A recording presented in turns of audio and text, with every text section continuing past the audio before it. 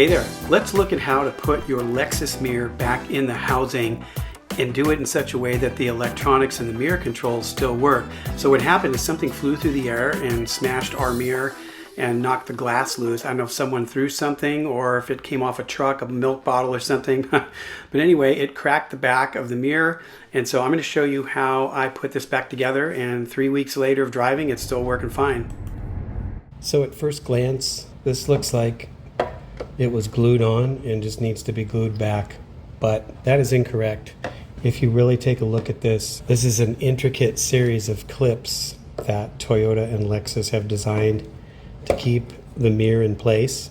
So I've inspected this thoroughly and I don't see any breaks or any cracks in any of the apparatuses here, kind of built-in plastic clips. So I'm guessing that this can be snapped back into place, and even if I can temporarily get it snapped back into place so that my wife can use the vehicle, it will be worth it. You know, this almost looks like glue at first, but I think just a dampening agent, you know, for vibration or whatever. The temptation is just to put a bunch of glue on here and slap it back together. The problem with that is, as I examine this thing, if you have to pull this off again to service this, if it's all glued on, you're going to break either this or you're going to break this delicate servo unit here. So this is actually, this sits on those servo motors. So this thing goes when you do the mirror control inside the car. Because all of these look intact, I'm going to try to pop this back into place. And you can see right here, these guys go here. So that's got to be the first step. And then I do believe that this is going to have to be replaced because of the damage that was inflicted back here from the impact.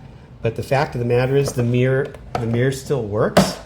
And so I'm going to try to put this back on because I don't know how long it's going to be for Toyota or Lexus, the body shop, to replace this for me. So let's see how it goes. I want to link these first because those are the ones that can't be forced in, where that one's forced in. These two, there's actually, if you look, 1, 2, 3, 4, 5, 6 points of attachment here. And then you've got these little things as well as stabilizers for when it's, you know, when you're running the motors. All right, let's give this a shot, and hopefully I won't cover the camera too much.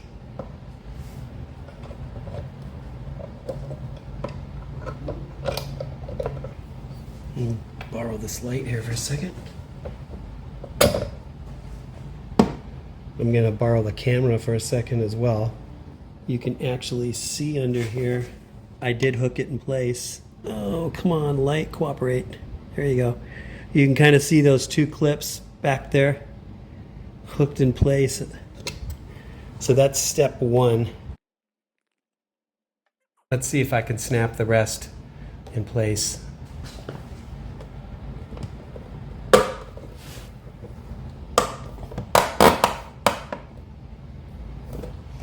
Okay, let's see if it took. Nope. Okay, well I got the top in still. So I feel like this could be dangerous pushing on this without the glove, because I thought it would pop in easier than it did, and it's not. So I'm trying it with the glove, so I don't want glass all over the place or in my hands. All right, try number 2.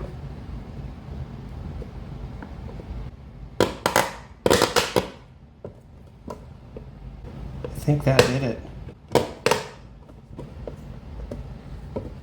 I think that did it. It's not moving. So it's not loose here. It's not loose here. Be very careful, guys, pushing on that. Probably should wear like a leather glove or something better than this. This is probably staring you guys in the face. Let's get rid of that.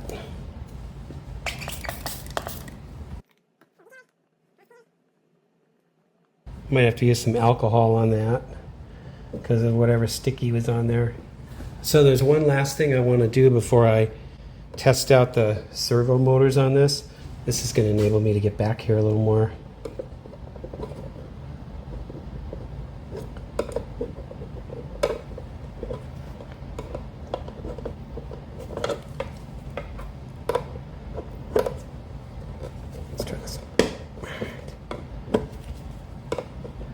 Okay, I feel like it's on there pretty good.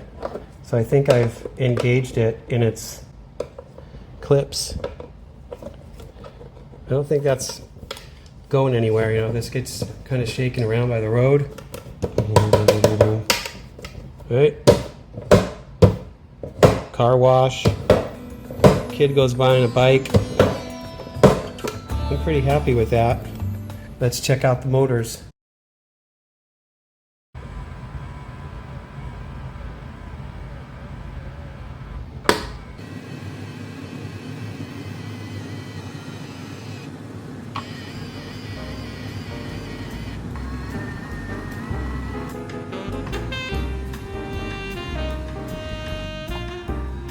So that's going to wrap this one up. Check out a couple other videos I have, especially the turn off daytime running lights. It works on a lot of Lexuses, including the RX350. And I've also got some stuff like how to change your own serpentine belt and some money saving tips. Anyway guys, hope this helped. Please give me a like and drop a comment below. We'll see you next time.